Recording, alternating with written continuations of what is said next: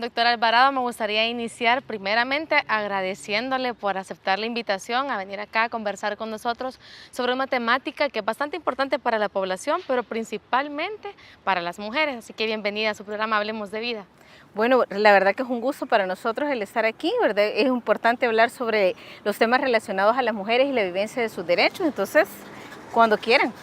Muchísimas gracias, doctora.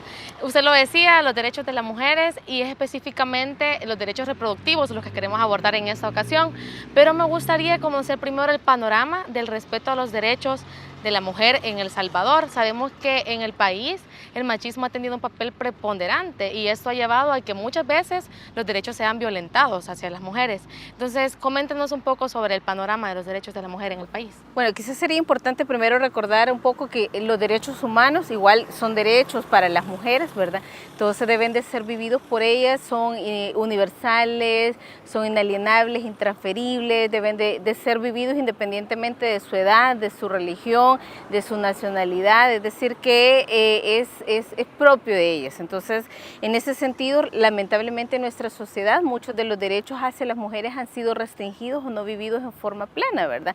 Muchos relacionados al ejercicio de sus potencialidades en cuanto a las capacidades para estudiar, para trabajar, y ya no se diga en el entorno de la vivencia de la sexualidad y los derechos sexuales y reproductivos. Generalmente han sido mucho más limitados en la posibilidad de accesarlos y vivirlos de forma plena, ¿verdad? Eso ya por algunos aspectos tanto culturales como algunas cuestiones que tienen que ver con varias situaciones que no dependen en muchos casos únicamente de la mujer, sino que de su familia, de su comunidad, del entorno, ¿verdad? De la sociedad misma, que realmente va marcando algunos patrones que hacen que esos derechos puedan ser vividos en plenitud o sean de alguna manera restringidos, ¿verdad? Cuando hablamos de los derechos reproductivos, doctora, están inmersos en los derechos humanos y eso se basa específicamente en la libertad que las personas tienen de poder tomar decisiones libres y voluntarias, podríamos decir, a la hora de tomar decisiones respecto a su sexualidad o también a la forma de reproducirse, ¿vea? Pero pasa también en nuestro país que muchas veces esas decisiones que se toman en torno a la sexualidad se dan en una etapa temprana, digamos. Entonces nos encontramos con un inicio de relaciones sexuales precoz y muchas adolescentes o muchos adolescentes están tomando en una edad temprana esa decisión que es bastante importante como postergarla, ¿verdad? Entonces nos podemos encontrar con estadísticas, por ejemplo, que el 21% de las niñas adolescentes en el país ha iniciado su primera relación sexual antes de los 15 años o un 68% entre sus 15 y 19 años. ¿Qué lectura le dan ustedes a estas estadísticas y cuáles pueden ser esos factores que influyen en esto? Bueno, quizás es importante recordar un poco que tanto los derechos sexuales como los derechos reproductivos quizás sean los derechos más humanos que podemos tener, porque tocan aspectos muy importantes y de mucha trascendencia para cada una de las personas. En ese sentido, sí están relacionados mucho en el caso de los derechos sexuales a cuanto a la vivencia, es decir, a una vivencia de la sexualidad, entendiendo la sexualidad no solamente el aspecto biológico, reproductivo o el inicio de las relaciones sexuales, sino que también la sexualidad tiene que ver con aspectos del desarrollo psicológico, afectivo de las personas, ¿verdad? Entonces, partiendo de eso, la vivencia de los derechos sexuales implica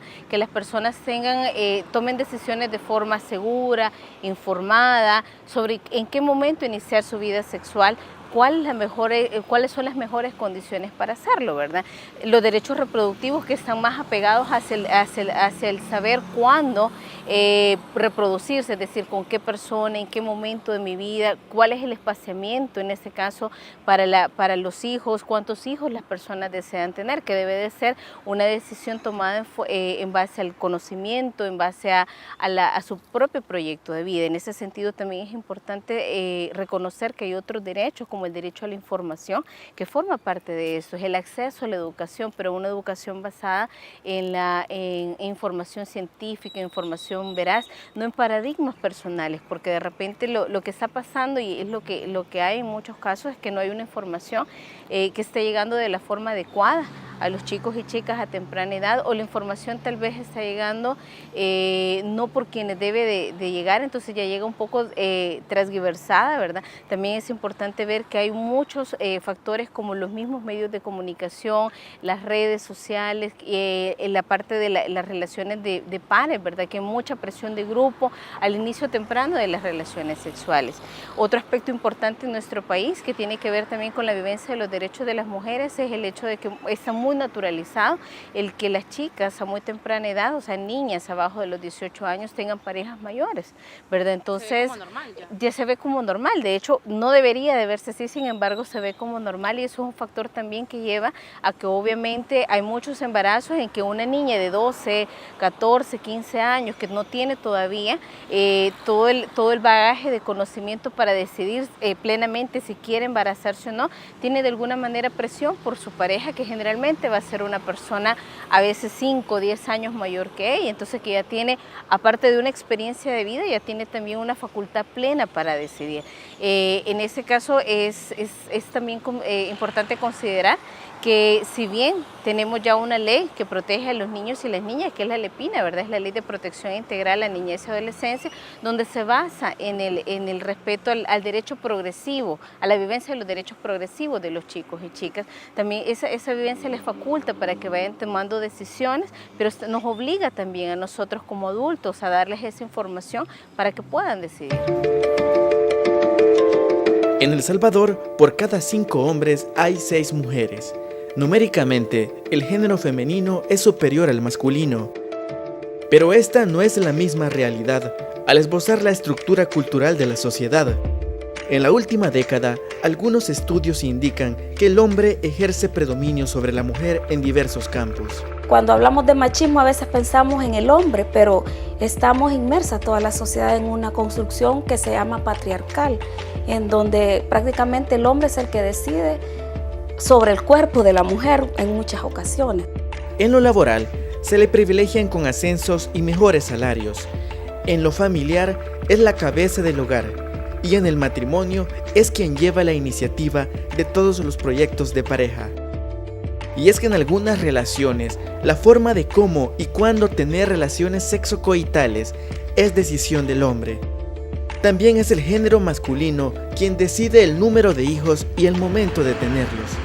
Muchas mujeres, por ejemplo, tienen hijos por la presión social, la presión de la pareja u otro tipo de presiones, ¿verdad? Entonces eso hace que muchas mujeres tengan no los hijos que desean, sino los hijos que de alguna o de otra manera salen de una presión de ese tipo. Estas situaciones ocurren muchas veces contra la voluntad de las mujeres. Sin embargo, muchas de ellas desconocen que estar sujetas a estas prácticas también es un tipo de violencia. Tener hijos y prevenir o interrumpir un embarazo por mandato del hombre es una violación clara a los derechos sexuales y reproductivos de la mujer.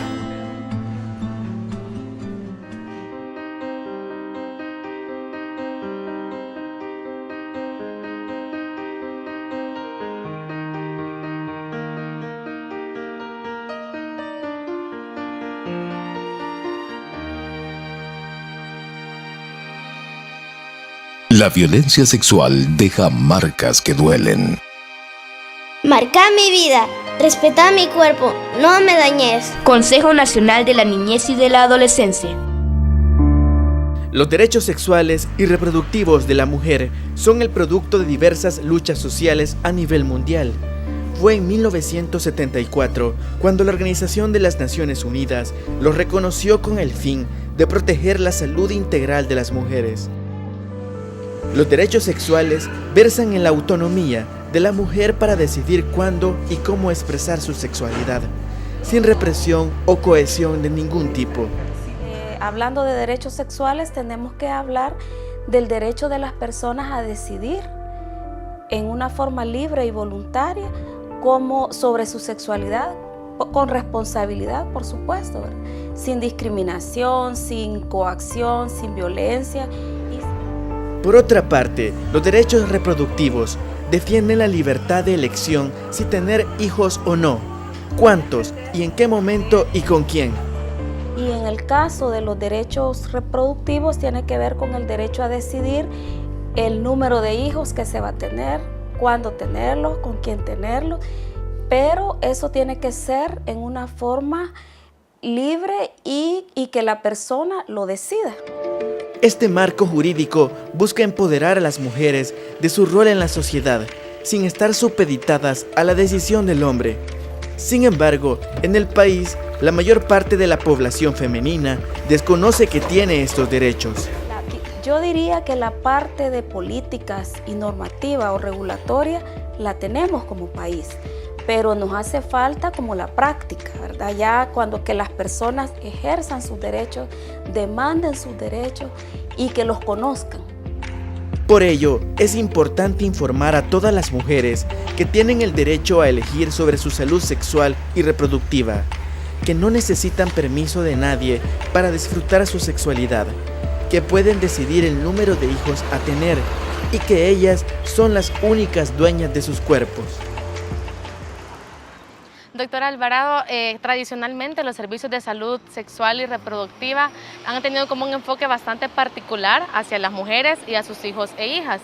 ¿Tendrá que ver este enfoque con la identidad de género que se tiene por toda nuestra cultura y nuestra sociedad de que ser mujer es ser madre? ¿Qué opinión le merece usted esto? De hecho, sí, la verdad es que tradicionalmente se ha visto más el rol reproductivo de las mujeres, es decir, el rol al hecho de que son las responsables del embarazo, del cuidado, de la crianza de los hijos. Entonces, por eso es que se habían como centralizado en algún momento los servicios de salud enfocados hacia eso. También es importante recordar de que durante mucho tiempo los índices de mortalidad infantil, de mortalidad materna fueron altos, entonces eso también llevó a que se hiciera un especial énfasis en eso. Sin embargo, ahora ya se está haciendo como un cambio, ese giro de 360 grados en cuanto a que partiendo del marco de derechos sexuales y derechos reproductivos es importante también visibilizar los derechos de las mujeres no limitados a la reproducción y también incorporar otros elementos claves en torno a eso. Entonces ya ahora la prestación de los servicios por parte de quienes lo hacen ya va más de una forma más integral, ya no limitado únicamente al cuidado del embarazo,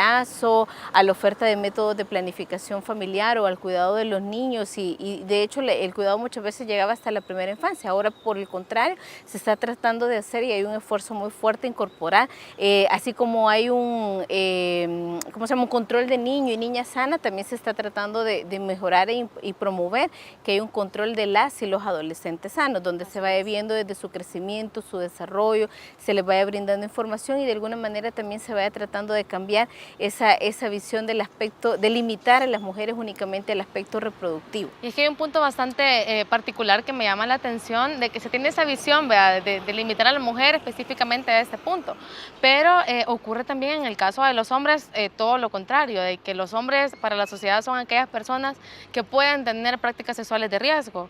¿Por qué será que se tienen esas visiones tan divergentes entre sí, doctora?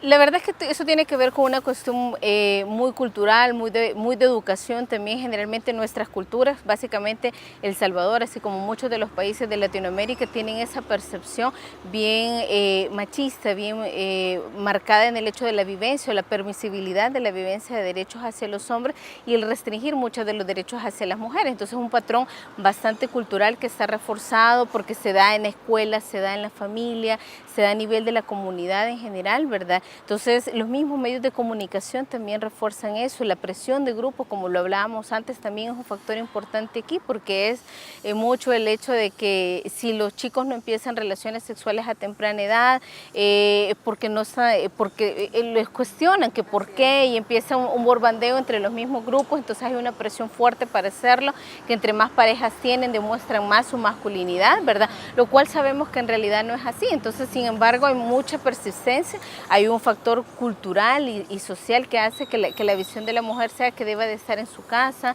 que entre menos parejas sexuales tenga o menos conocimiento sobre la vivencia de su sexualidad tenga es mejor. Entonces eso también influye y marca mucho, de hecho, estos comportamientos y hace que los chicos tengan o estén más expuestos a muchos riesgos porque se ve muchas veces o en el común de nuestra población es como, qué bueno, ¿verdad? Está aprendiendo, sabe, pero dejamos de lado los riesgos y las vulneraciones de derechos a las que también los chicos están están sometidos por esa vivencia temprana y tal vez sin información adecuada de cómo vivir plenamente su sexualidad. Y parte de estos riesgos, específicamente en las mujeres, que es como el tema central, es también el hecho de que las expone a un embarazo no planificado y que muchas veces puede llevarlas incluso al aborto, o para prevenir embarazos, el uso de la pastilla del día después, por ejemplo, la pastilla de emergencia.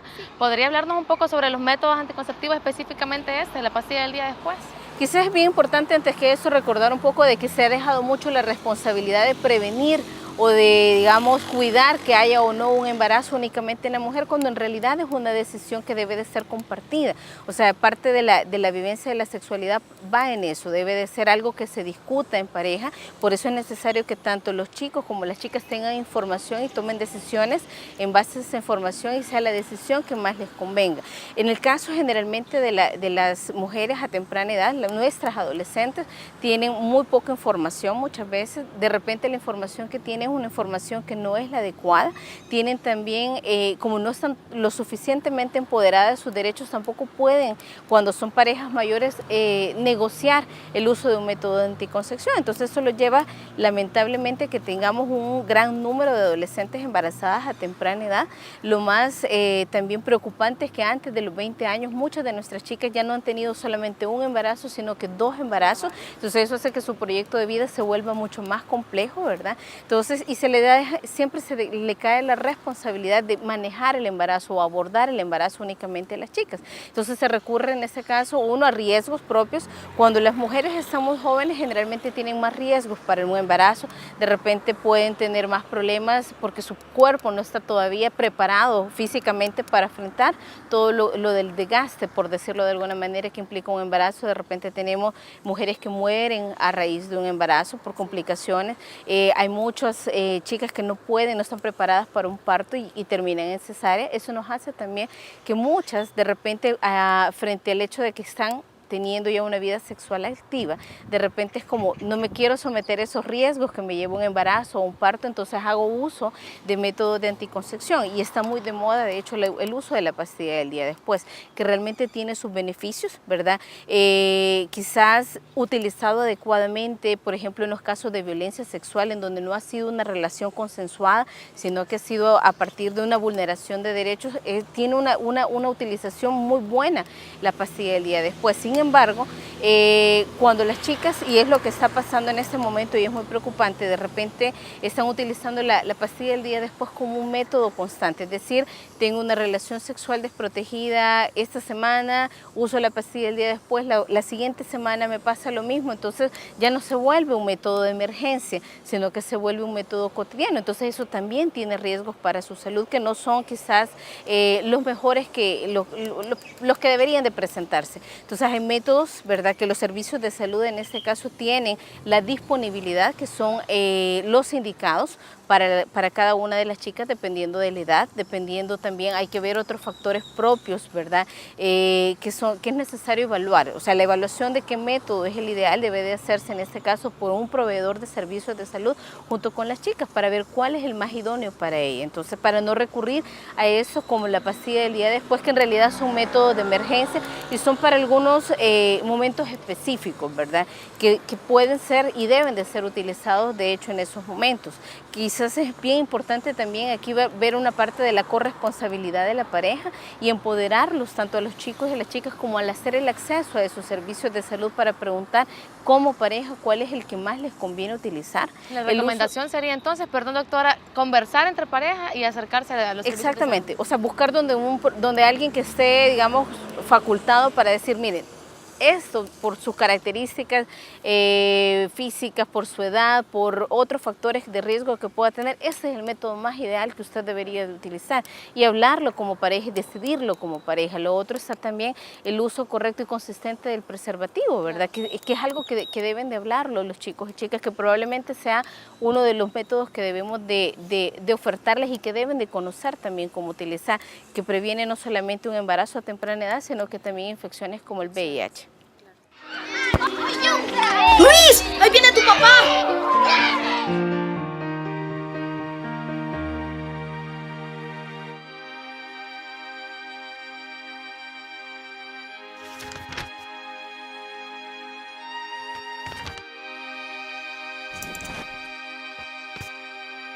Papá, marca mi vida, déjame recuerdos, no señales. Consejo Nacional de la Niñez y de la Adolescencia. Una parte subyacente de los derechos sexuales y reproductivos es la planificación familiar, la cual debe ser una elección de pareja. Así es. La planificación familiar significa, la palabra lo dice, planificar. Y cuando yo hablo de planificar, no necesariamente es utilización de un método, sino que desde el momento en que se piensa o se planea un hijo, todo embarazo debe tener dos características. Tiene que ser planeado y deseado. La planificación familiar tiene el objetivo de decidir sobre el número de hijos o hijas en el momento y las circunstancias sociales, económicas y personales en las que se desea tenerlos. Entre los métodos anticonceptivos más comunes y disponibles en el país se encuentran los hormonales, como la píldora, los inyectables que pueden ser de 1, 2 y 3 meses, los implantes como el Yadel y los intrauterinos como el DIU. Sin embargo, los métodos como el preservativo pueden ser empleados por hombres y mujeres. De esta forma, el hombre puede ser parte de la planificación familiar de una manera activa. Quizás mencionar que la planificación familiar debemos de irnos quitando el enfoque que es solo para mujeres, porque el hombre también puede compartir responsabilidad y también puede hacer uso de los métodos, como por ejemplo el uso de preservativo y la vasectomía, que son los únicos métodos que en este momento se están ofreciendo para el hombre. Según la Organización Mundial de la Salud, la planificación familiar tiene varias ventajas, tales como previene riesgos para la salud relacionados con el embarazo en mujeres, reduce la mortalidad en los menores de 1 año, previene el VIH y otras infecciones de transmisión sexual, disminuye los embarazos en adolescentes. Es importante decir que la planificación familiar es una parte de la ginecología. Se recomienda hablar con un médico profesional antes de comenzar a utilizar algún método. Pero sobre todas las cosas, recuerda que una mujer informada es una mujer empoderada de sus derechos sexuales y reproductivos. Doctora Alvarado, hemos estado conversando sobre los derechos reproductivos de la mujer, pero quiero que nos refiramos en este punto especialmente para aquellas mujeres que están embarazadas en este momento. Porque aunque parezca mentira y aunque muchas personas no lo crean, hay muchas mujeres que están embarazadas y que no asisten a un control prenatal. Me gustaría que nos hablara un poco sobre la importancia de asistir a un médico para llevar ese control durante todo el proceso del embarazo y asegurar la salud tanto de la madre como del bebé. Sí, bien importante, sobre todo cuando son embarazos no planificados o embarazos que se dan en chicas a muy temprana edad, ¿verdad? Generalmente el mismo temor a que van a ser señaladas, van a ser discriminadas, de repente se están estudiando, muchas veces el reconocer que tienen un embarazo es razón para que salgan de la escuela, porque son señaladas de repente por todas sus compañeras y por la comunidad en general. Eso hace que oculten su embarazo y que no busquen la atención adecuada. Eso las somete todavía más riesgo de poder tener complicaciones que no se detecten de forma temprana. Lo ideal es que un embarazo se lleve sus controles desde antes de las 12 semanas, es decir, que sea una inscripción antes de que cumpla los primeros 3 meses para poder ir evaluando el desarrollo del bebé, las posibles complicaciones que pueda tener la madre. Entonces, y eso es mucho más importante todavía cuando son mujeres muy jóvenes, porque tenemos un riesgo mayor de complicaciones. Entonces, los servicios de salud realmente cuentan con personas que están capacitadas para eso, para brindarles la consejería, para brindar los cuidados que se requieren. Entonces, y es quizás un llamado aquí a todas las chicas, ¿verdad? Que se pongan en control, ¿verdad? Que rompamos ese temor de ir y que van a ser señaladas a nivel por lo menos de los establecimientos de salud no se hace, ¿verdad? Y es también un poco de pedir quizás en este caso a la comunidad, a la escuela, a la familia misma que seamos menos qué sé yo, críticos, ¿verdad? Que no seamos aquellos que ponen el dedo en la llaga y decir, es que está embarazada, ¿verdad? Sino que en este caso seamos un medio de apoyo, porque las chicas, a pesar que tal vez decidieron o no decidieron plenamente el embarazo, pero están embarazadas y debemos de ayudarles, es parte también de nuestra responsabilidad, ayudarles a cuidar ese embarazo y que tengan un control de la mejor manera posible. Podríamos incluir también entonces en este punto la responsabilidad de la pareja en este caso, no solamente la responsabilidad de la madre de asistir al control, sino también de tener el apoyo de su pareja. De hecho, eso es lo ideal, ¿verdad? La verdad es que en este momento el embarazo no debe de ser y nunca debió de haber sido únicamente responsabilidad de las mujeres, sino que es una responsabilidad compartida, así sea que no lo planificaron, que fue por falta de información, pero el hecho es que el embarazo en sí debe de ser llevado tanto por el hombre, que es la pareja en este caso, como por la chica que está embarazada, ¿verdad? No dejar esa responsabilidad solamente en ella, ese acompañamiento va desde el asistir a los controles, el estar pendiente de complicaciones, el acompañar durante el momento del parto, el acompañar y involucrarse también posteriormente en las prácticas y cuidados del bebé, ¿verdad? Entonces eso también forma parte de esa responsabilidad y creo que en la medida que vayamos empoderando a los chicos en ese sentido, que conozcan de eso y que vayan siendo parte, vamos a tener un cambio también, ¿verdad? En torno a ellos, en torno a que vayan asumiendo progresivamente esa responsabilidad. Usted mencionó un punto bastante importante y es empoderar a los chicos y a las chicas de nuestro país, y eso podríamos lograrlo entre varios factores desde el punto educacional. ¿Cuál debería de ser el enfoque que se debe de dar en la educación para los y las jóvenes para que en un futuro tengan mayor conciencia y mayor responsabilidad a la hora de tomar una decisión que tenga que ver con su salud y con su reproducción? Bueno, en este caso creo yo que es bien importante que consideremos que la educación integral de la sexualidad es algo que no es competencia de únicamente de salud, no es competencia únicamente de educación, sino que tienen que ver tanto educación, tanto la familia, porque los primeros en empezar a hacer educación y hablar de estos temas es la familia. Muchos temas deben de reforzarse en la casa y otros deben de también ser reforzados en la escuela con los prestadores de los servicios de salud, es decir, debemos de tener un enfoque más integral, donde todos y todas nos sentamos responsables de brindar educación a nuestros chicos y chicas, pero desde un enfoque del marco de derechos, ¿verdad? Considerando los sujetos de derecho que tienen, por ese mismo ser tienen que ir viviendo sus derechos progresivamente, desde el derecho a la educación, ¿verdad? A tener información veraz y científica que les permita tomar decisiones de forma responsable y ayudarles a construir un proyecto de vida. En la medida que tanto educación, sociedad civil, Estado, salud, nos involucremos, incluso la Iglesia tiene un factor importante dentro de la comunidad para ayudar a que la información llegue a los chicos de forma oportuna y puedan tomar decisiones en base a esa información y puedan también construir un proyecto de vida que va a ir cumpliéndose o alcanzándose en la medida que vayan accesando la información y vayan teniendo esa vivencia de derechos. No me resta nada más que agradecerle, doctora, por estar acá con nosotros conversando y por compartir mucho de esa experiencia con nosotros. Fue un gusto.